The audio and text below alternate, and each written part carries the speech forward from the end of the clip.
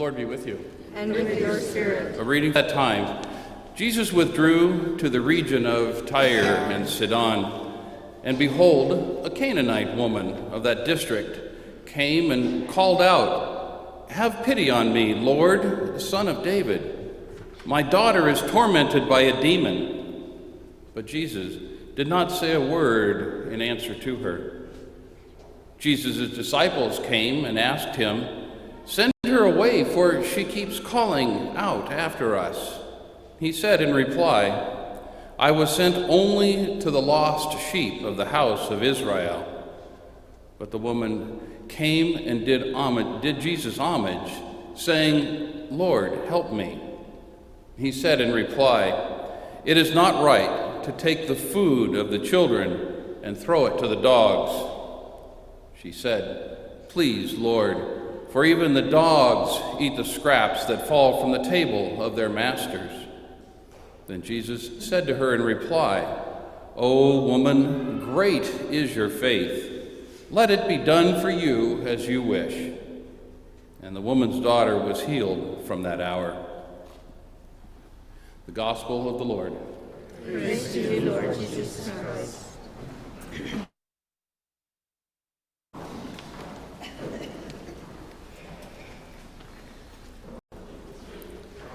Today in the Gospel, we hear the story of Jesus passing through the regions of Tyre and Sidon and encountering the Canaanite woman.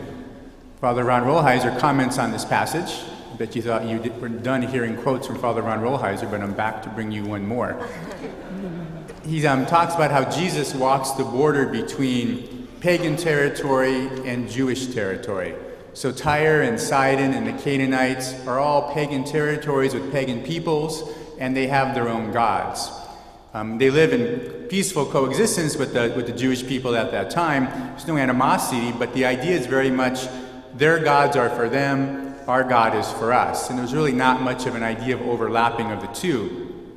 So as Jesus is passing kind of on the border of the two regions, Israel on one side and Tyre and Sidon on the other, he meets the pagan woman, who obviously has heard something about Jesus because she's asking him for help in curing her daughter. And she approaches him saying, "Lord, Son of David, have pity on me, help me, have pity on me." And so she appeals to Jesus with the term Son of David, which is a Jewish term, has nothing to do with the Canaanites or Tyre or Sidon. It's recognition of Jesus as the Messiah, as the Christ, as the anointed one, the one who follows in the line of King David, the one who was supposed to save the Jewish people. And so she, as a pagan woman, appeals to Jesus as the Son of David. And Jesus, his response to her request is simply silence. Eventually the disciples say to Jesus, "Send her away, she's bothering us, she's following us." And Jesus' response is in union with what the disciples are saying. "Lady, I was only sent to the lost sheep of the house of Israel. I'm on earth for the Jewish people. That's why God sent me. It's not like I don't care, but I'm their Messiah. And I'm here for the ones who have turned away from the covenant through Abraham. God expected more from the people. I'm there to save them. That's what I'm for." And what Jesus says by that is simply a fact. I was sent to the people of Israel to save them.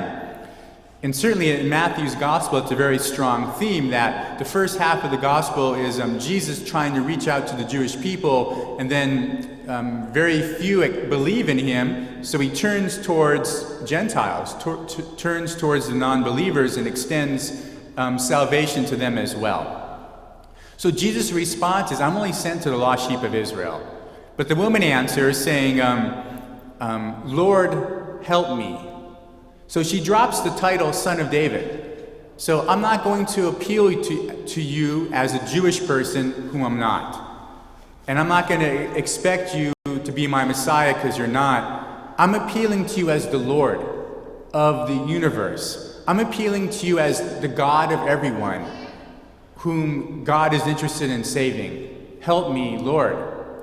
And Jesus is moved with pity and compassion.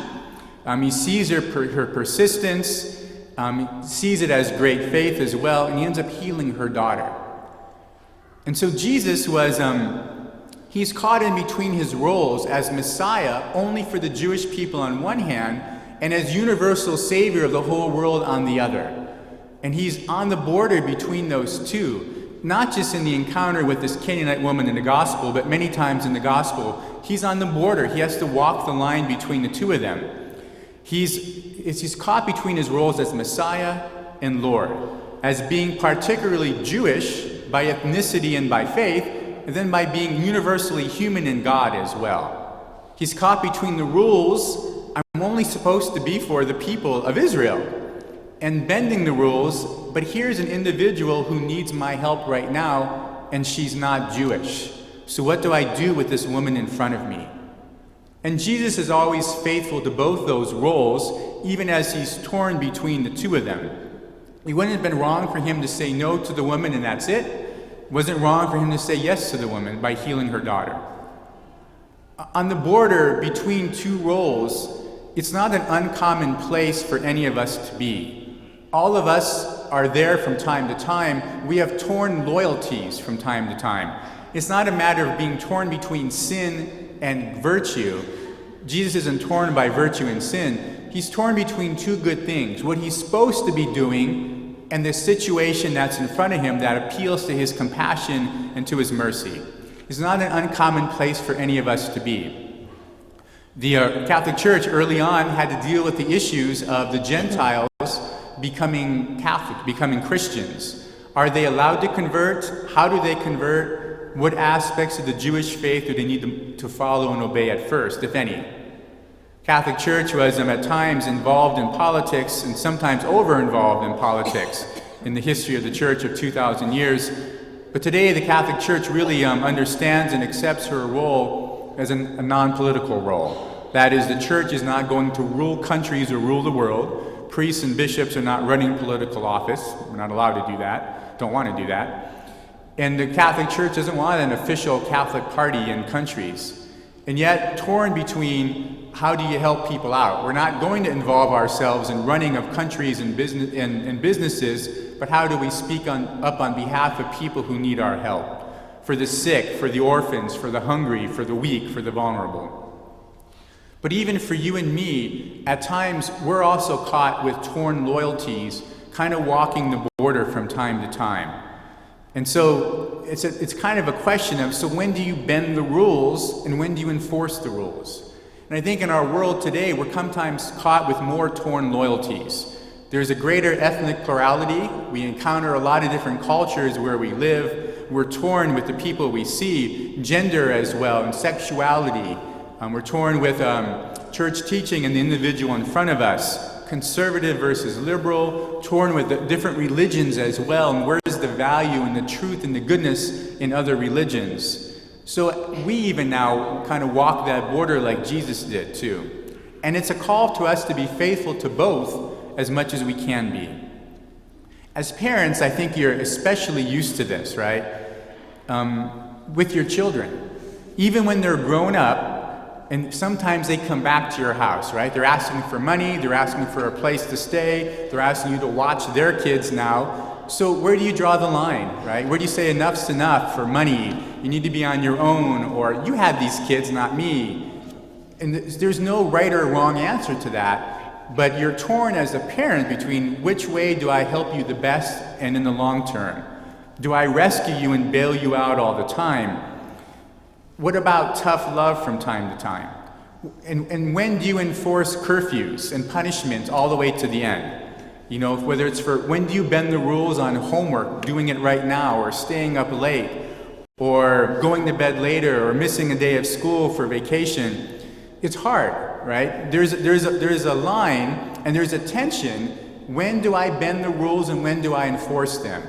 And to an extent, you're not wrong. It's not right or wrong either way to bend them or to enforce them, but you're still torn. Your loyalty is a little bit torn because parents discipline and parents comfort. And sometimes they do both of those things in the same day, right? With the same child. You're torn as a parent. Your loyalties are torn. It happens to us at work as well. It's not a question of do I steal or do I gossip or do I cheat? That's always wrong. But it's a question that maybe you wield some kind of power or influence And when do you use it? Police officers, when do they let a person off who deserves a speeding ticket or another ticket? When do you say yes to that, and when do you enforce it? Lawyers, what kind of work that they do for people? Or the idea that, you need to wait your turn in line, first come, first serve, but okay, I'll see you first anyway. I shouldn't be doing this, but I'm going to help you out right now in this way. The policy says this is what we're supposed to do, but I need to bend the rule for you. It's hard. I know for myself as a judge on annulment cases, every day is like that. Here's the teaching on annulments and marriage being permanent, and here's when annulments are permitted. And there are a lot of cases in the middle area that are very gray. And when there's a person in front of me who wants to come back to the sacraments, and everything hinges upon the decision of their annulment, when do I enforce the rules and when do I bend the rules?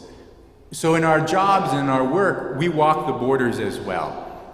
And we're always trying to be faithful to both sides from time to time.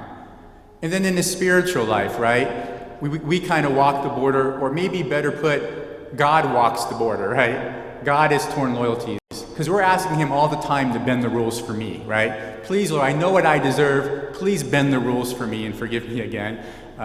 We're always asking God's mercy upon ourselves and upon our loved ones. Maybe the Lord is torn as well. Sometimes we say no, and that's it, and that's okay as well. The rules are very black and white. They're easy to enforce, but then a real person comes before you saying, like the woman in the gospel, help me, appealing to your compassion and mercy, and then it's a little bit more difficult. Being on the border, having torn loyalties like Jesus, is a difficult and a tense place to be, but it's also a mature and an adult place to be too. Kids can avoid big decisions, right? They don't have to walk the border. They just do whatever they're going to do. But as adults, we have to face difficult decisions from time to time. There are times when we're firm and there are times when we're lenient. Jesus was both. Maybe in the end, it's compassion and mercy that guide our decisions.